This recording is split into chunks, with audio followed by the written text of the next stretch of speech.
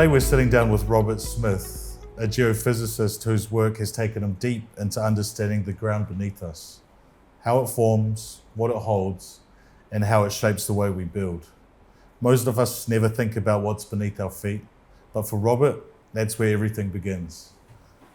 With years of experience across geology and materials, Robert now brings that perspective to Fiji through the LC3 project, helping reveal how local resources can reduce reliance on imports and support smarter, more resilient development. Hello, Robert. Hello, Chris. Thank you for joining me today. Before I met you, I had never had the opportunity to meet a geophysicist.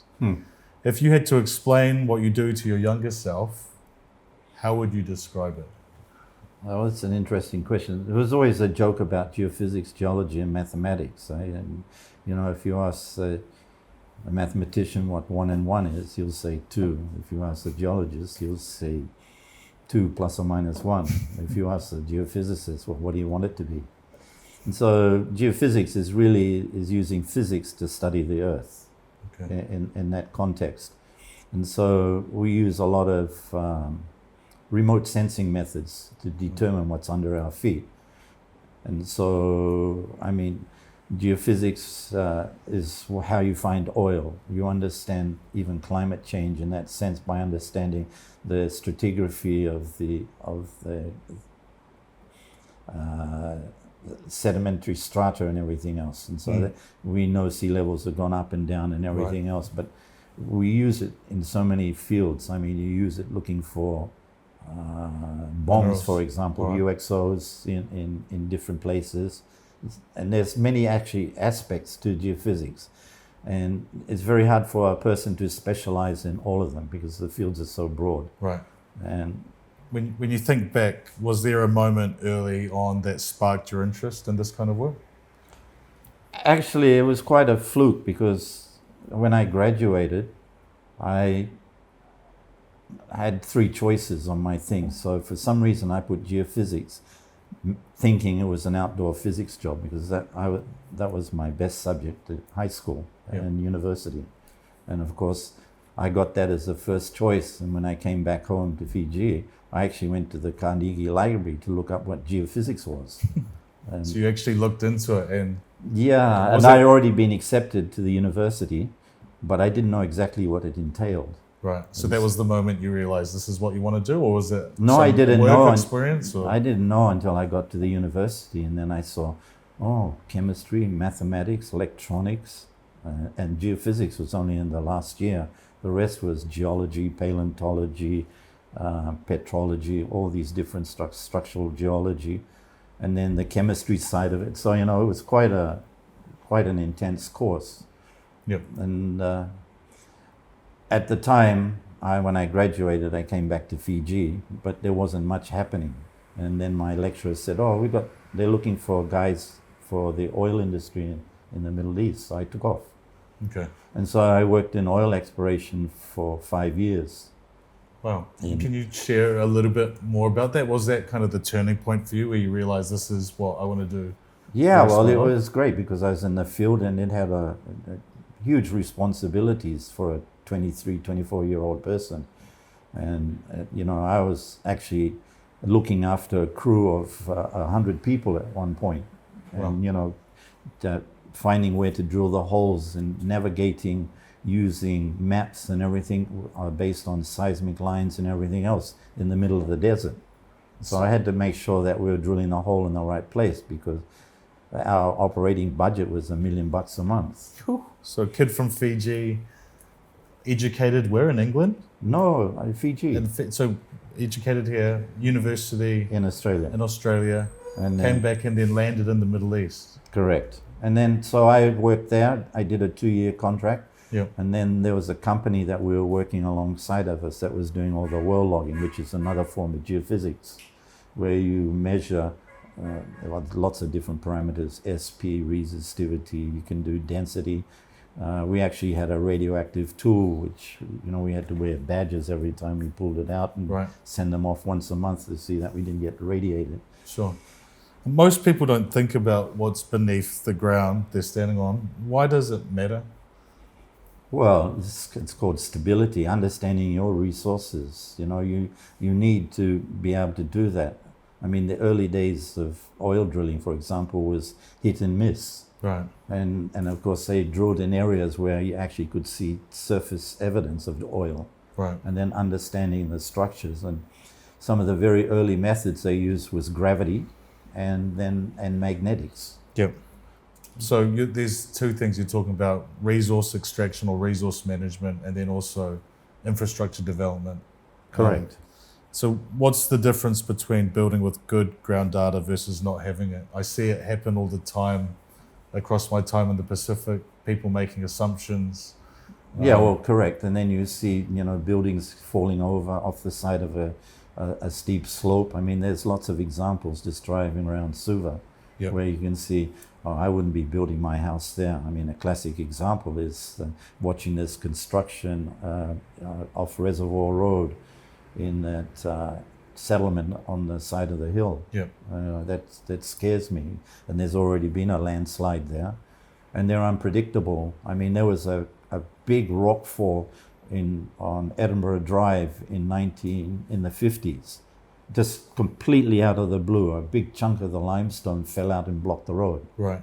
And lucky no one got hurt, but why did it happen?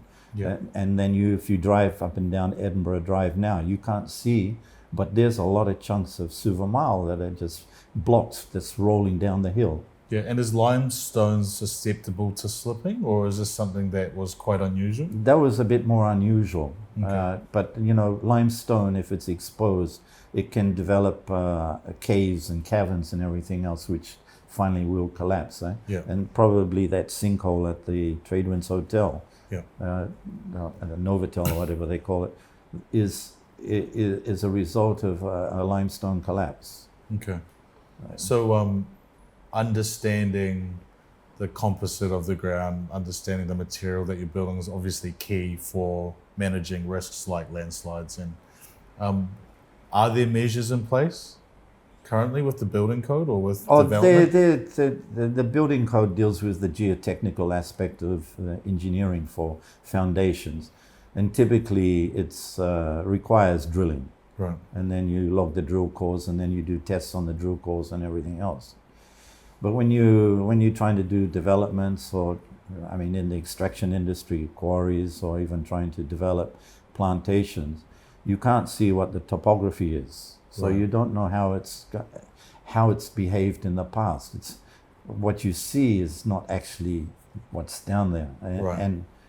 And having the tools to be able to see through the canopy, especially in our type of environment where, you know, the canopy is very, very thick, to expose what is underneath it. And until LiDAR came along, that was very, very difficult to do. Aerial photography can't do it for you. Because you just see the pretty tops of the trees, basically. Right. So you're saying being able to understand what currently sits below that vegetation is important, but looking at the clues of the geology and how that's shaped over time, that's even more important, or that gives you a clue that They're tools which give you a better picture. Okay. In a place like Fiji, what don't we fully understand about our own land? You're a man that has lots of experience working across Fiji and accumulated years and years of collecting data. Like, can you share some insights into what we don't have, what we do understand, what we need to do better? Well, I mean, if I go back to my first introductions, I knew about LiDAR, and it was always expensive to acquire. And when they first started looking at the flood modeling, say for Nandi, I mean, it took a long time, but they eventually flew LiDAR, and from that you can develop really good drainage models and understand where the choke points are. Yeah. So you can actually come up with a mitigation strategy. Sure. And because there's canopy covering up a lot of things, sometimes you can't even see where the drains are. Right. You know, because they're fully vegetated. And so LiDAR was an opportunity to do that. They also did bar as well. And that's when I first got into processing that type of data and developing DTMs and really visualizing what the bare earth looked like, okay, which is so critical to everything. Yep. I've just recently learned about your involvement in the LC3 project. Are you able to explain what it is in simple terms, what the project is? Okay, we need cement, and our cement is dependent on the importation of clinker. Okay. It's very costly. And So clinker dust is a material that's mixed with clinker dust is basically calcium oxide, which is just crushed with gypsum to make cement powder. Okay. All right. And so our whole supply chain is dependent on importation. Okay. Is So that the whole that's it. 100% involved? 100%. Okay. So basically, they put it in a ball mill and mash it all up, and then put it out the other end. Locally, they're adding some local materials like pozzolan, which is a volcanic material, but you can only put a small quantity in that. Otherwise, you can impact the quality of the cement. So there's a lot of chemistry in it. Yeah. LC3 was developed by some Swiss researchers probably over a decade ago, where they found if they took kaolinite clay and calcined it, it could actually be a partial substitute for clinker. Okay. So you can add that. So at that point, you could reduce the amount of clinker you need. Then you need some limestone, and then you need the clay, and then the gypsum. So out of those four components, we actually we have three of them. We do have gypsum, but the gypsum needs to be explored more and in certain areas. You say explored more, as in the to find it. It's been identified in Undu, for example. Okay. And the quality of it is? That's unknown because it was intersected in boreholes. Okay. Because they were actually doing something else for mineralization. So we know it's around. And so this has the potential to... Well, we could reduce our dependency on supply chain lines. And so we could reduce our dependence on importation of, in particular, clinker. Okay. And is that vulnerable? Like, is the price vulnerable? Like, do we see fluctuations in the market because of that? I hate to know what it's going to cost per ton now with the fuel problem. Okay. Because it's got to be transported from Southeast Asia. So that's a major. So the cost is obviously going to go up. Yep.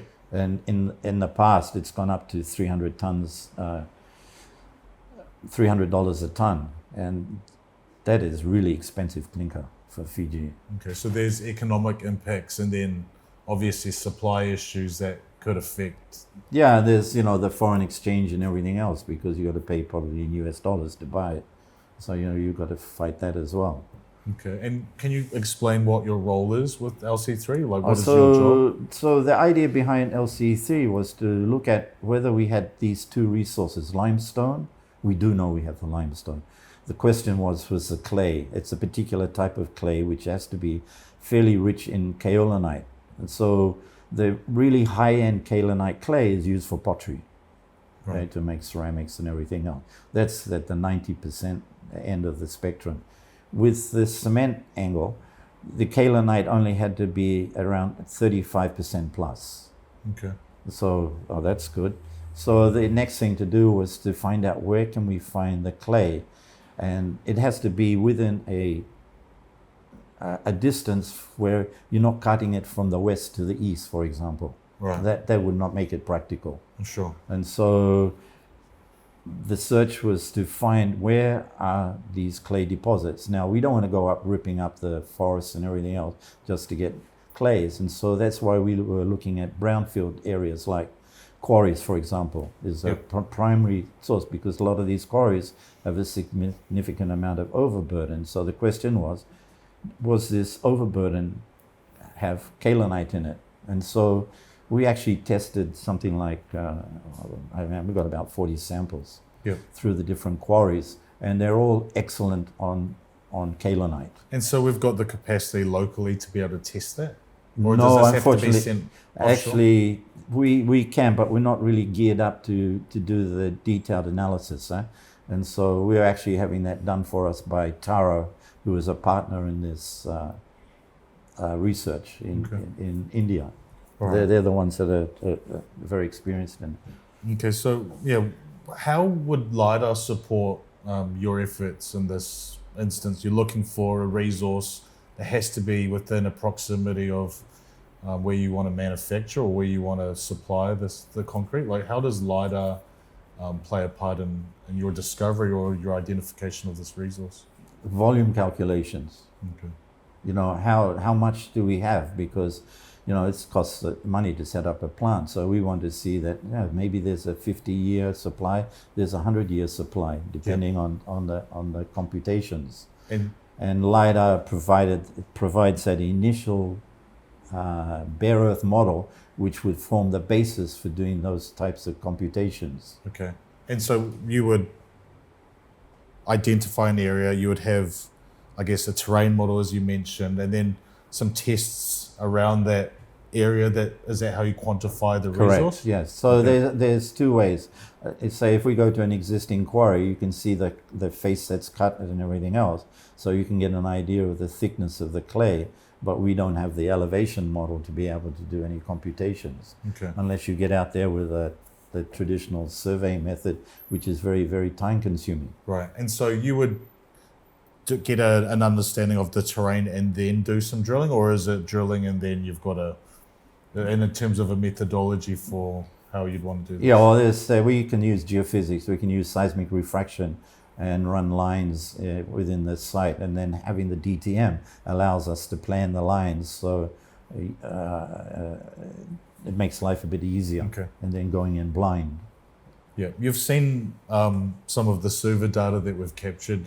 What stood out to you when you first saw it? Well, I actually haven't had a real chance to do a deep dive into it, but from the surface, it's an excellent data set. The only thing I sort of disappointed in was that the coverage. The coverage right. in some of the critical areas. Okay. So what can you see now that wasn't visible before using traditional sources or base maps? What does LiDAR help you see? Well, in the case of identifying, say, limestone outcrop, limestone has a characteristic. When it's been exposed for a long time, it develops this very unique karstic topography, right. which is very jagged and rugged. And you can see glimpses of that if you're driving past Kalikana, for example, or even if you go up in there.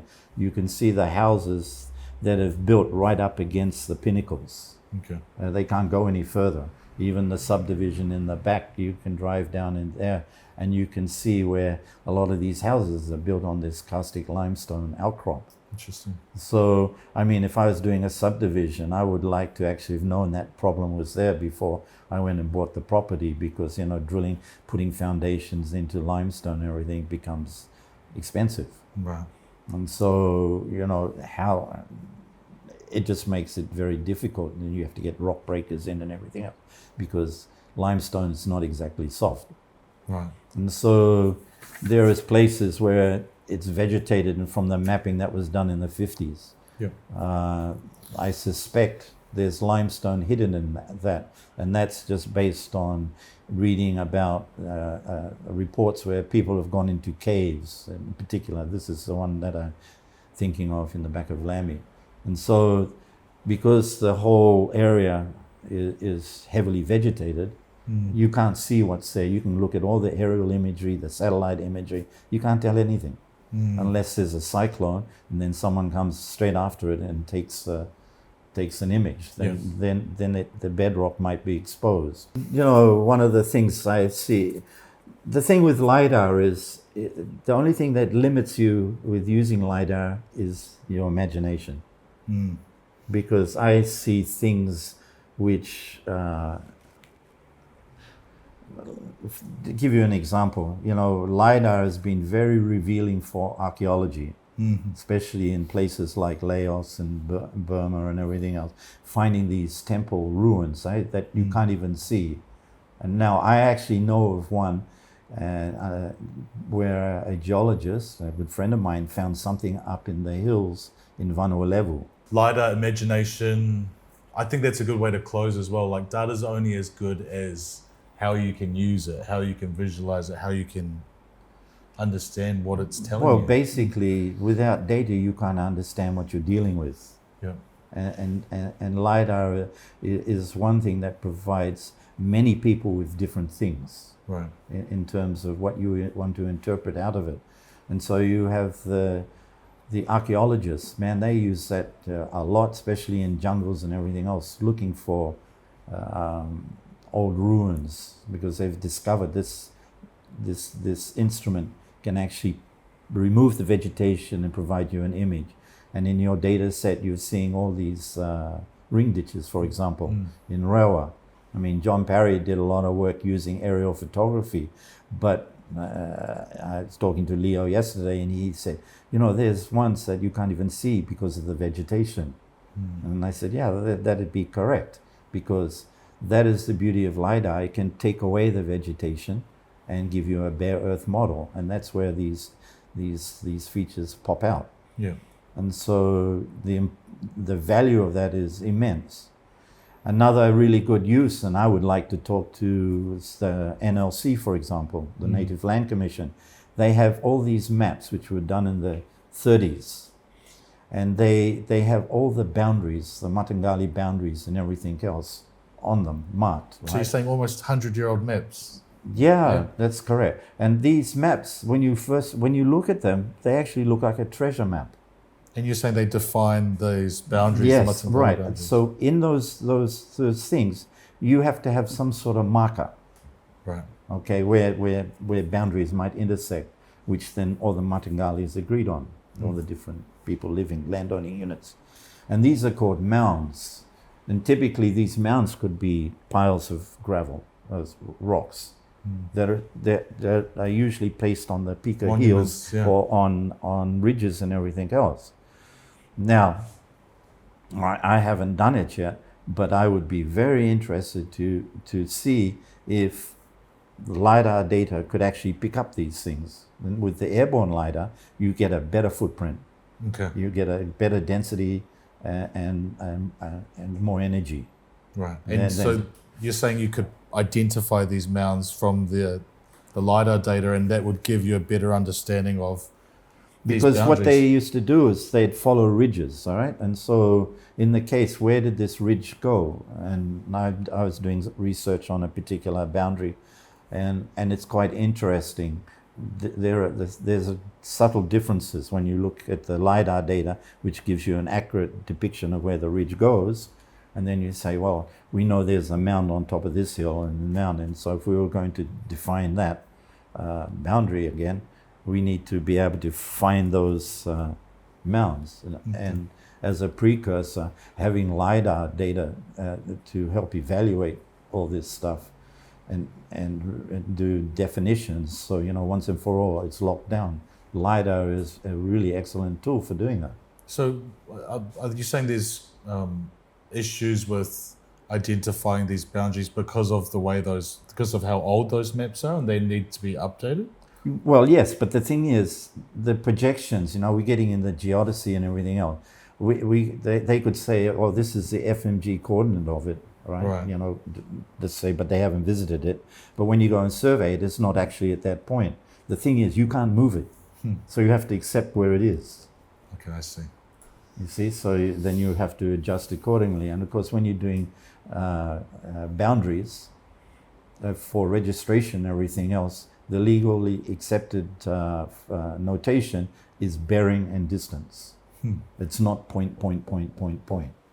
So you start at a particular point and you do bearing and distance back to where you start to your origin. Which is why it's taking so long. Always will take so long, Okay. because that's the name of it. That's what the legal definition is. Why should Fiji invest more in understanding our own land and data? Well, I think we talk about sea level rise and village locations and everything else.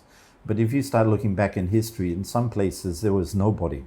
And then they've come and settled there. And then they see the problems. So we should be mapping our coastal zones and where all our urban centers are.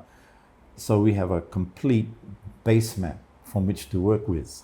I like what you're saying there with town planning and also infrastructure development, understanding where we should put infrastructure, where we should put towns that are vulnerable to these hazards. Yes, but the other thing is when you're doing resources, like we need construction rock, quarries and everything else. Unfortunately, we can't say, okay, we want to put a quarry over here, but there's actually no rock there because it's a geological feature. I mean, that's set in stone. And so we need to be able to define where all our resources are with accuracy so that we can preserve them for the future. Right. Because we're not going to have, some of these rocks are millions of years old. Yeah. And so it's not like they're going to be replaced tomorrow. Right. And so it's very important to incorporate all these things into something that can be used for everybody. Yep. And that's one of the benefits of having a really good base map with LiDAR data. And we have our neighbors. Tuvalu's had every atoll in surveyed with both bathymetric and topo LiDAR. Yep. And the difference it makes to doing planning and resource estimation in dredging, how high you have to lift the land and everything else. You have Samoa that's had it. Tonga's just had a second round of it, of LiDAR. So now they've got 2 lots. So a lot of data's coming in now. They're recognizing it, and the value of it is just, you can't underestimate it. One of the challenges I see is data is known, or it's, as you said, it's getting collected, but ministries and stakeholders are operating in silos.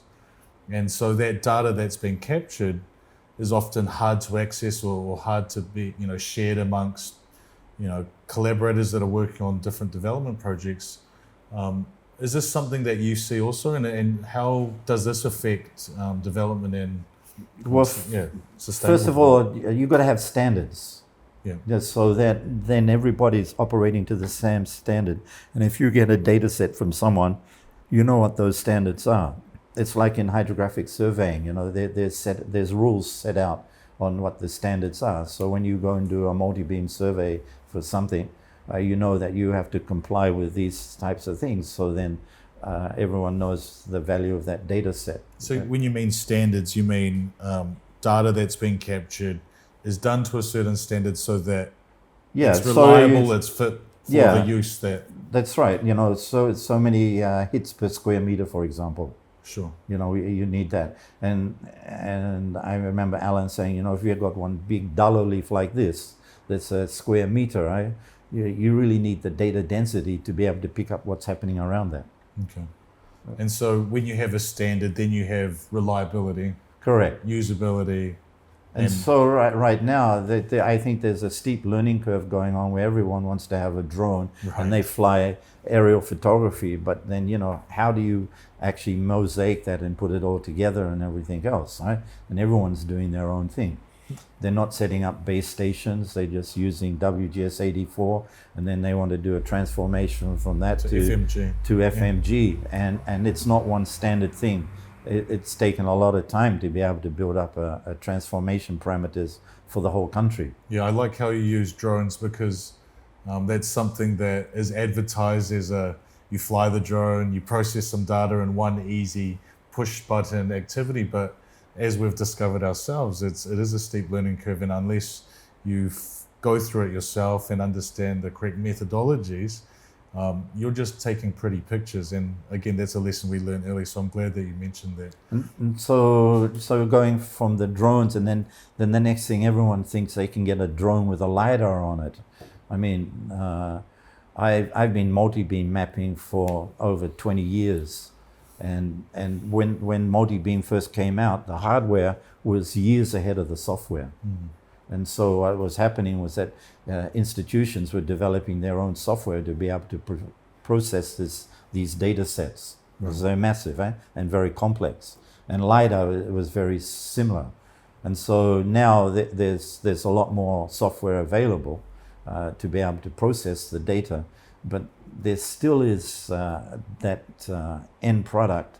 When you start working with it, then you start scratching your head and say, what have these guys been doing?